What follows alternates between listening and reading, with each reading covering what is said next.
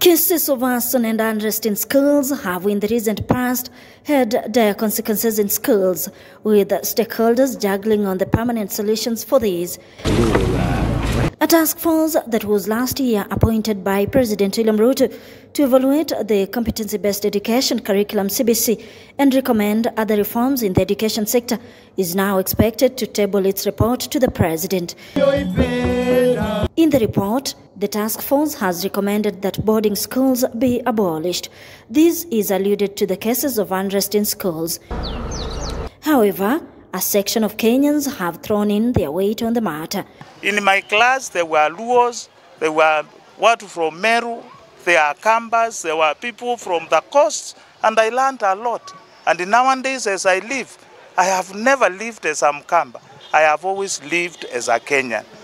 And that is what we should be aiming at. So I don't believe that recommendation is a good recommendation, and it needs to be looked by experts and community developments.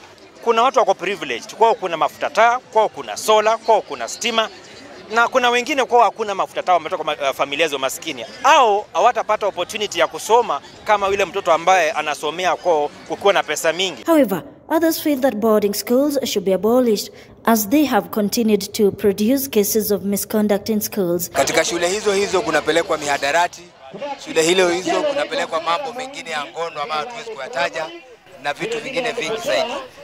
Tungeliuliza huo mswada upinge kabisa mambo ya kuendelea na shule hizi za bweni ziondolewe kabisa kwa sababu ni janga kubwa katika familia. Education stakeholders, however, have differed with the proposals as these will create community disintegration.